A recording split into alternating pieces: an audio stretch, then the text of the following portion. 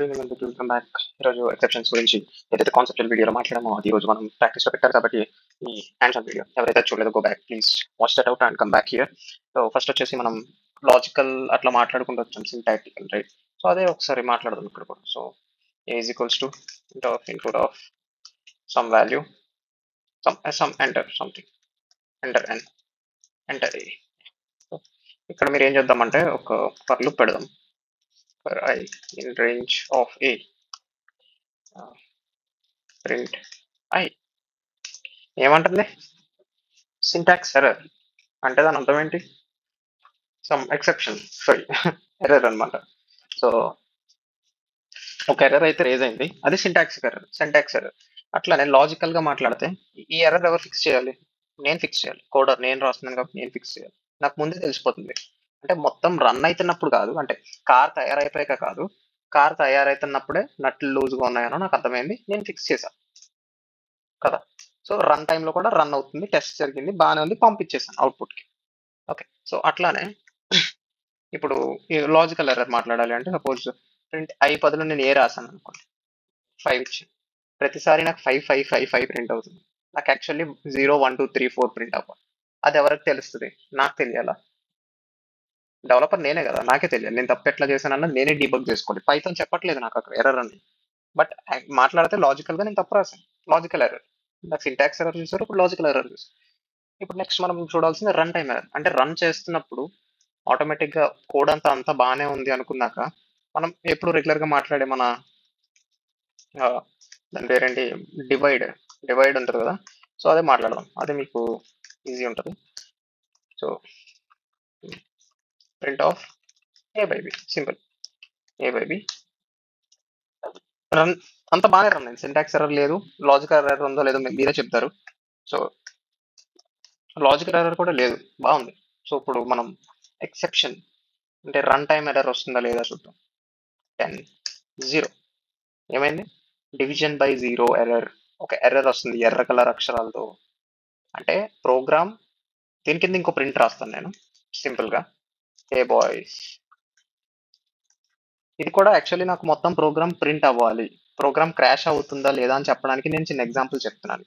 అంటే లైన్ 4 కూడా రన్ అయితేనే ప్రోగ్రామ్ రన్ అయినట్టు కంప్లీట్ గా, కార్ స్టార్ట్ అయ్యి వెళ్ళిపోయినట్టు. ఒక మధ్యలో ఏదో ఇష్యూ వచ్చిందని ప్రోగ్రామ్ క్రాష్ అవ్వకూడదు కదా. ఇప్పుడు 10 0 మీకు హే బాయ్స్ ప్రింట్ అయిందా? ప్రింట్ అవ్వలేదు. ఏమేం ప్రింట్ అయ్యింది? ఈ రెండే ఎగ్జిక్యూట్ అయినాయి కదా. దీనిపైన నేను ఏదో ప్రింట్ చేస్తాను, హే గర్ల్స్.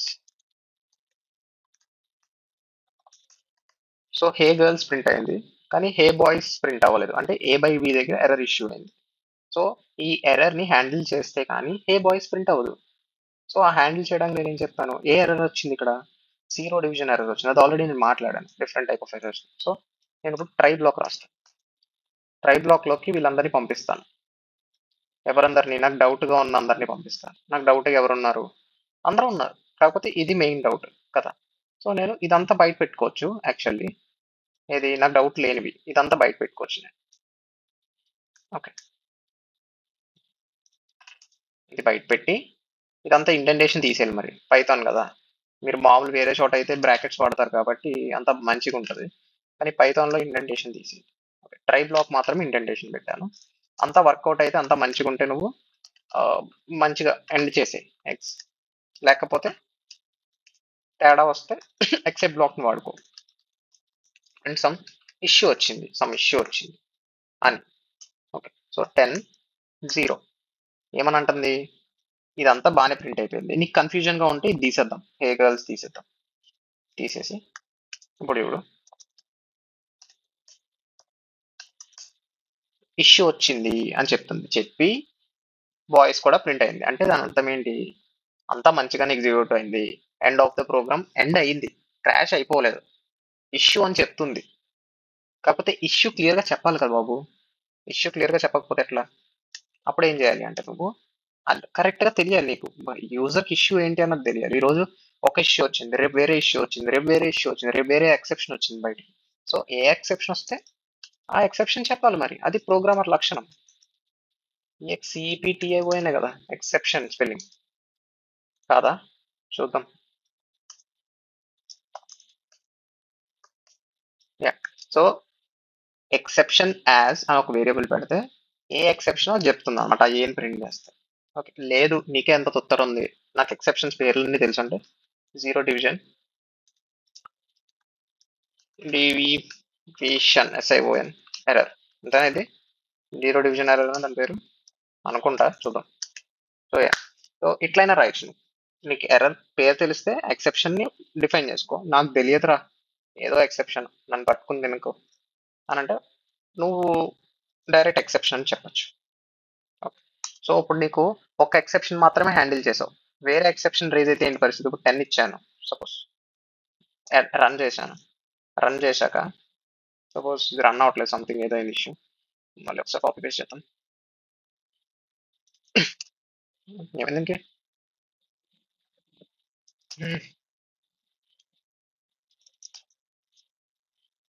కర్నల్ రీస్టార్ట్ చేద్దాం ఒకసారి.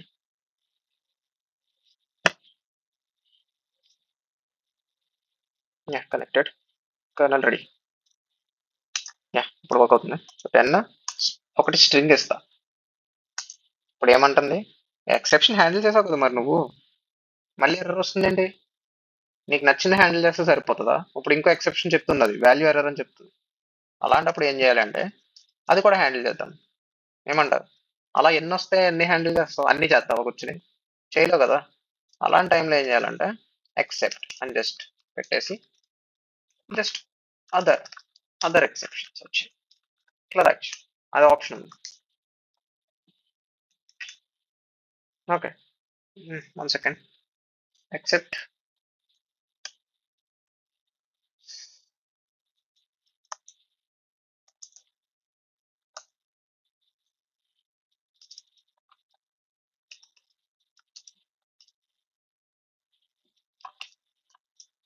So accept exception as other exception.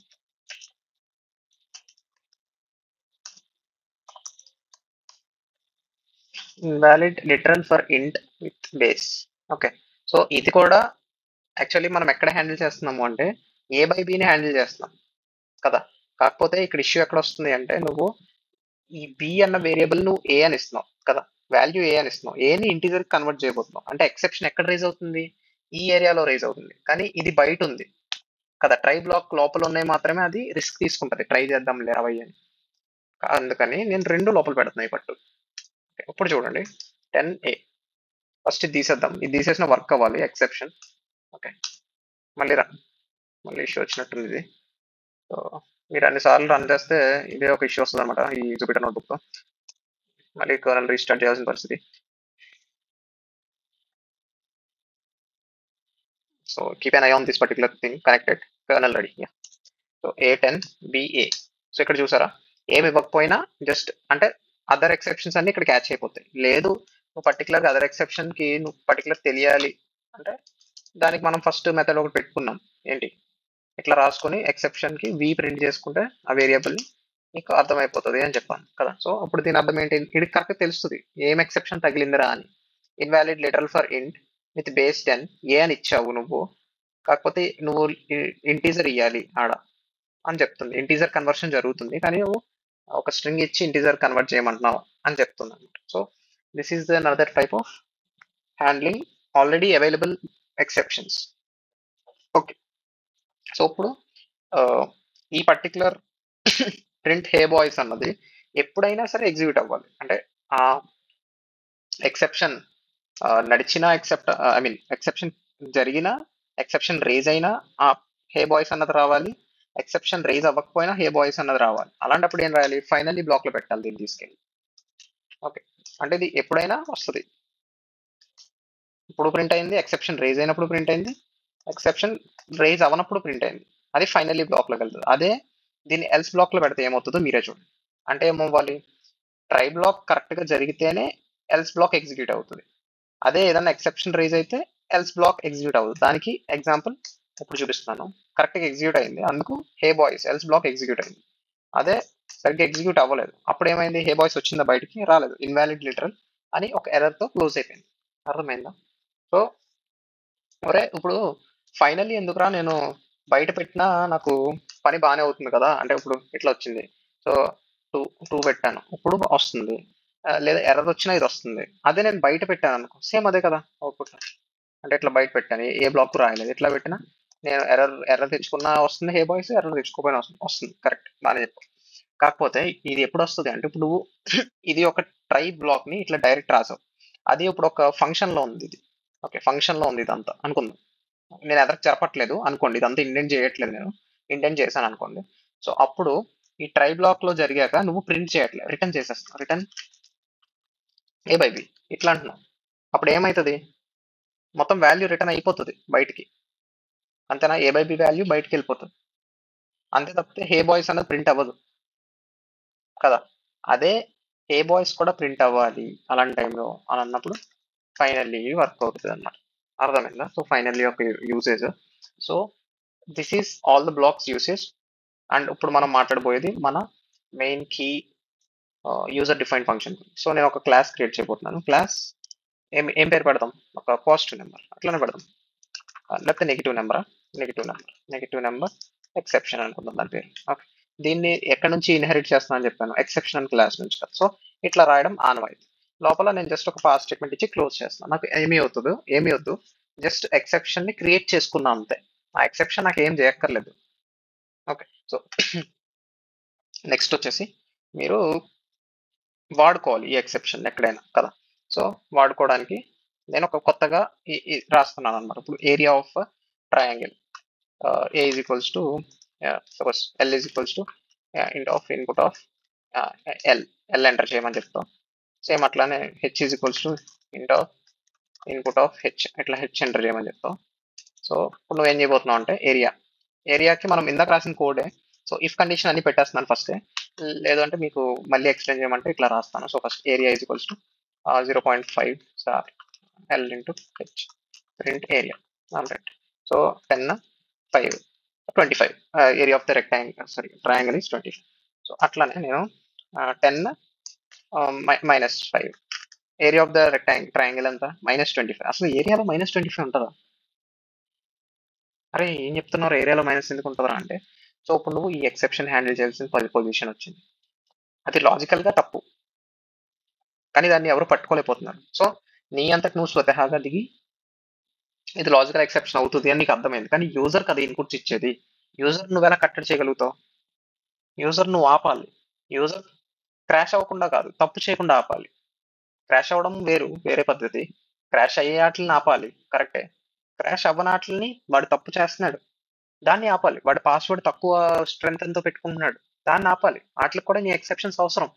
దాంట్లో ఆల్రెడీ పైథాన్ దగ్గర బిల్డ్ ఇన్ ఎక్సెప్షన్స్ ఉంటే నువ్వు అవి వాడుకుంటావు. అరే లేవురా, ఇప్పుడు ఈ నెగిటివ్ ఏరియాని ఆపడానికి లేవు, నీ అంతకు నువ్వు వాడుకోవాలి ఎక్సెప్షన్, నీ అంతకు నువ్వు చేయాలి. అప్పుడు ఏం చేయాలి, నువ్వే ఆల్రెడీ ఒక ఎక్సెప్షన్ క్రియేట్ చేసి పెట్టుకుంటే దాన్ని రేజ్ చేయాలి. రేజ్ చేయడం అంటే ఓకే తప్పు చేస్తున్నావురా నువ్వు అని చెప్పి ఆడికి రేజ్ చేయాలి ఎక్సెప్షన్. సో అప్పుడు ఎట్లా అంటే L greater than or equal to 0 and H greater than or equal to 0 ఉంటే మాత్రమే నువ్వు ఏరియా రన్ చేసి ప్రింట్ చేయి, తప్పలేదు. ఓకే, అట్లా కాదు నాకు ఎల్ లేదు గిల్ లేదు, రెండు ఏదో ఒకటి నెగిటివ్ ఇచ్చాడు, ఓకే ఆర్ ఏదో ఒకటి నెగిటివ్ ఇస్తే రేజ్ మన నెగిటివ్ నంబర్ ఎక్సెప్షన్. ఈ నెగిటివ్ నెంబర్ ఎక్సెప్షన్ అనేది రేజ్ చేయి, దాంట్లో అవుట్పుట్ ఏం రావాలన్నది కూడా నువ్వు డిసైడ్ చేయొచ్చు అనమాట. అంటే you are giving wrong negative numbers for area for measurement fields అని చెప్పచ్చు నీ ఓన్గా. ఓకే, సో ఈ ఎక్సెప్షన్ రేజ్ అయ్యాక ఇట్లా రేజ్ చేసి వదిలేస్తే ఏమవుతుందో చూద్దాం. 10 2 అవుట్పుట్ వచ్చింది, 10 -5 -25 వస్తుంది, L greater than or equal to 0 sorry and ఇది రైట్ 10 2 వస్తుంది, మళ్ళీ 10 -5 ఏమొస్తుంది రైట్. ఇందాక మనం క్లాస్ ఏదైతే మనం ఎక్సెప్షన్ డిఫైన్ చేసామో అదే ఎక్సెప్షన్ డివైడ్ చేసిన సెల్లోనే మనం సేమ్ మన కోడ్ రాస్తే అది ఎక్సెప్షన్ ని క్యాచ్ చేస్తుంది, అంటే ఆల్రెడీ డిటెక్ట్ చేస్తుంది, అంటే మీ దగ్గర ఆల్రెడీ అవైలబుల్ గా ఉంది మన పర్టికులర్ ఎక్సెప్షన్ అన్నట్టుగా డిటెక్ట్ చేస్తుంది. అందుకే నేను పైనకి బేస్ చేశాను అనమాట. సో ఇప్పుడు వర్కౌట్ అవుతుంది. సో ఒకసారి రీస్టార్ట్ చేసాము, రీస్టార్ట్ అయ్యాక రన్ చేస్తాం. సో రన్ చేశాను 10 -5. సో ఏమంటుంది, negative number exception, you are giving negative numbers for measurement fields. మనం రాసింది వచ్చింది అవుట్పుట్. అంటే వాడికి అర్థమవుతుంది, ఓకే వీడు నెగిటివ్ నెంబర్స్ ఇస్తున్నాను, పాజిటివ్ నెంబర్స్ ఇవ్వాలి కదా అని చెప్పి. Okay, so this is a way to create your exception. Exception raise అయింది, మరి దీన్ని హ్యాండిల్ చేయాలి కదా. నువ్వు హీరో, ఎక్సెప్షన్ రేజ్ చేసి పెట్టావు, మరి దాన్ని హ్యాండిల్ చేయకపోతే ఎట్లా? అప్పుడు ఏం చేయాలి, ఇవన్నిటిని ట్రై బ్లాక్లోకి పుష్ చేయాలి. First try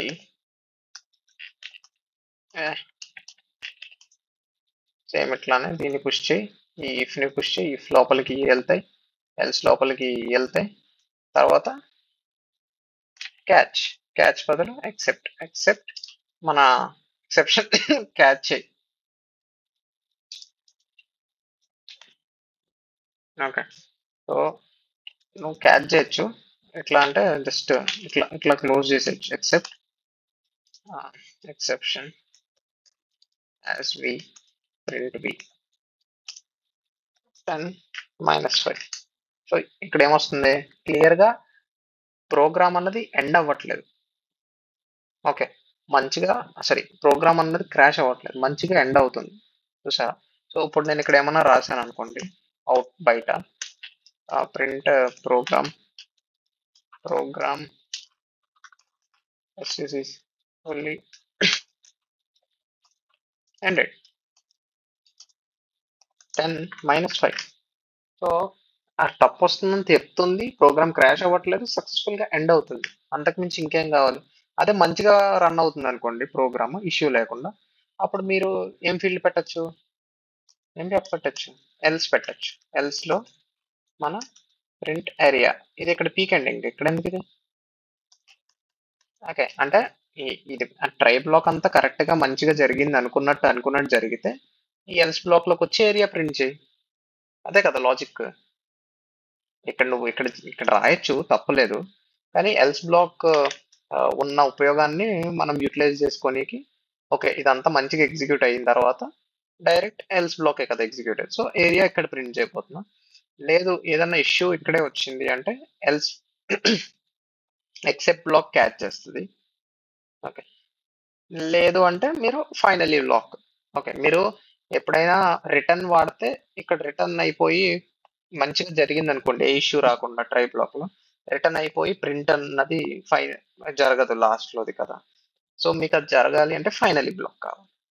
all right, so this should be all for today. Hope you had got some good knowledge about these exceptions. We'll meet you tomorrow guys. Until then, good night, thank you, bye.